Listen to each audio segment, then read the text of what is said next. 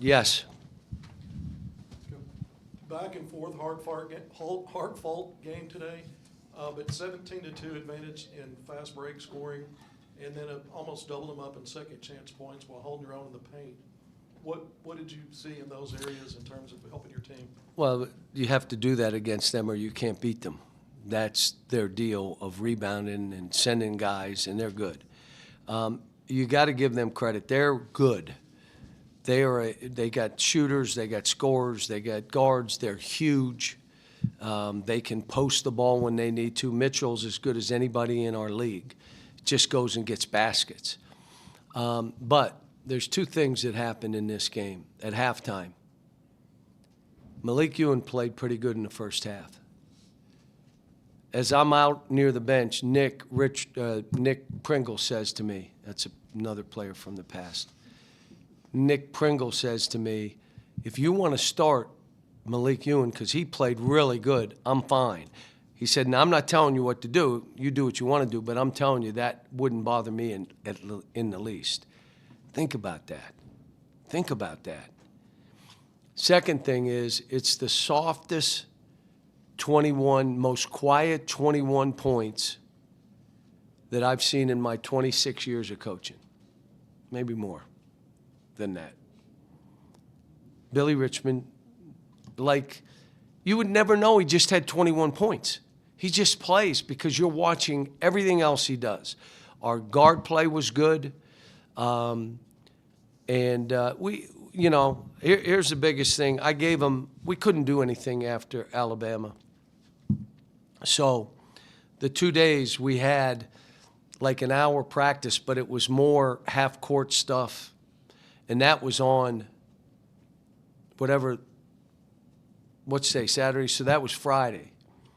On Thursday, we could do nothing. It's just, And let me say this.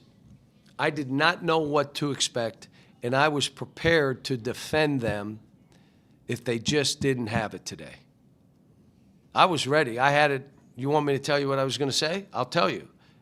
That they didn't have it. I got their backs. That Alabama game where you make more baskets, more threes, 6, 7 turns, they have 12. That's more possessions. 6 blocks against 1 block, and you lose. And it's on the road, and it's crazy. Wouldn't you expect a letdown in this game? I did. So I was ready for it. And what I told the staff, if they really come out and give us something, they're better than I thought. Because half of this is the mental part of it, especially now. So they'll have the rest of today off. They'll have tomorrow off. Monday we're going to watch tape. And maybe if I need to do something to walk through on the court, maybe do some individual work with a couple guys. And then we'll practice Tuesday to get ready for this game Wednesday. And they just told me it was Texas A&M now. The good news is I've watched tape of other teams playing Texas A&M, so I've watched some. They're good. They press, they scramble, they play with unbelievable energy. They're good. It's another team. We got 4 games left. We could lose all 4. Quick follow-up.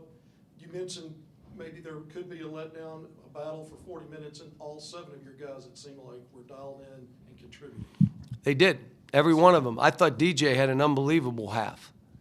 And then the second half, he played well again. He just fighting. When you have Malik Thomas having 8 rebounds, you're going to win. You're going to win. Anytime we have 20 assists, we win. Except at Alabama. But 20 today, we had 20 assists today. So you win. And they know it. I tell them, you get 20 assists, we win. I thought Darius was good. I thought Billy was good. I thought DJ was good. Malik was good. TB was good. Made the free throws that he needed to make to stretch the game out. And then Nick came in with 2 unbelievable offensive rebounds and kicked it out for a 3, which kind of took the wind out of their sails. Huge play. And Malik still, but he's got so much more in him.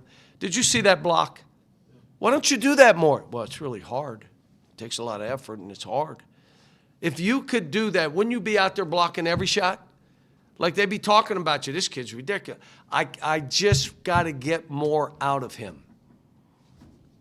Third straight game for Billy scoring 20 points. I'm just curious, have you had any conversations with him to kind of hey, be more aggressive on offense, or has he kind of took that upon Billy Richmond? No, I just let Billy play.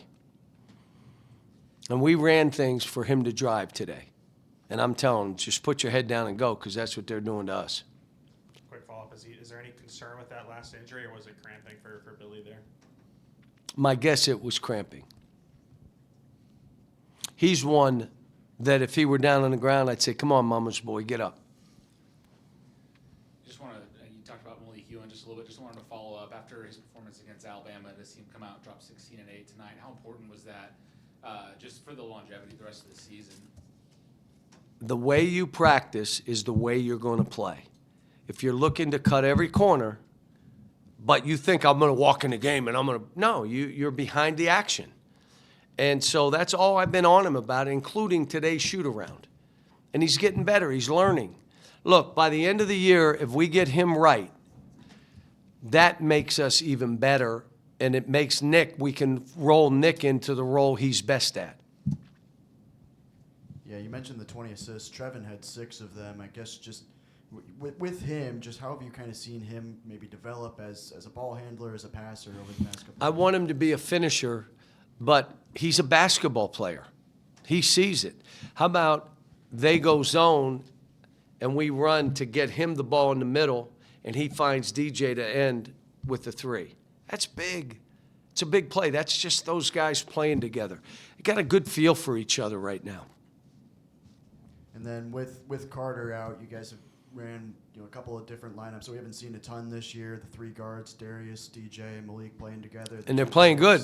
Yeah. They're playing good. How much have you guys worked on that? I guess before Carter went out. Yeah, we had it. We played them 3 guards at times because you're trying to. We don't need to worry about minutes now. But you're trying to say, how do we do this? Because you couldn't take minutes away from Billy. And really, you're trying to get Carter to get going. So now you're saying, all right, then the other way of doing it is playing 3 guards, which we did. And DJ's one of those, what I keep saying, he and Billy are probably our best drivers. Like, drive it. And then the staff saying, because he took the 3 that I was like, you had an opportunity when you caught it to go drive in there. And then he passed it, and then he shot a 3. I'm like, just drive it. But Tyler Euler said, Coach, he's wide open. Just tell him to shoot it. And I did. Billy making 2 threes. All I've been telling Billy, could you imagine if you make a 3 or 2, how do they play you? What do they do now? And so he's in practice making, in 5 minutes, 60, 65 shots. And then get in the game and miss them all. Now you're saying you're worried about the result instead of just stay in the process. Stay in, so you're not thinking, I got to make that. Then you're not making it. I know I've taken 5,000 of these shots. I'm just taking another one. So he was good. He's good. I played him at 4. I could play him at point. I could play. He's like a Swiss knife. I mean, just wherever you want to do with it. He's a good player. Cal, another single turnover game. How are you guys able to play with such pace and have so few turnovers each and every game? You got good players who are skilled players. They're basketball players. They're not shooters and athletes, and they're basketball players, every one of them. And that's, Larry Brown loved 2 guys on this team. He loved Billy Richmond, but he also loved Malik Thomas. Now, what that means to me is he ain't about just shooting or making crazy plays. He wants to know you're a basketball player.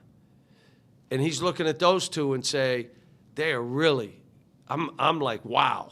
And now the other guy he liked, Malik Sealy. He said he went in, didn't try to shoot shots. He just did what he had to do. You think about it. This is a Hall of Fame coach, maybe one of the greatest, if not the greatest, to ever do this, what we do. And he's loving on 3 of our guys.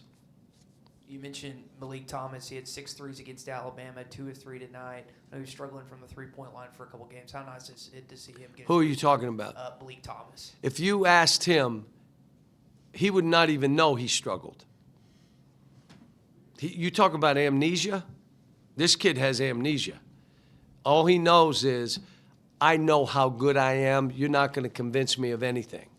Now, he does that drive he did and he made it. I just sat down and said, you see that? What are you going to say? But you know what? You couldn't tell him he couldn't make it. Down at Alabama, when he's dancing and shoots that 3 and I called the timeout before, he's like, are you crazy? To me.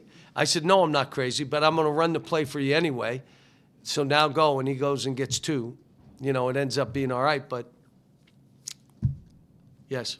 Coach, you talked about the kind of player that Mark Mitchell has been for Missouri all season. What sort of went into the adjustments defending him second half after he had that really explosive first half? We put different guys on him. So we had, and we'll do that because we have we got size, we got physicalness, we got length.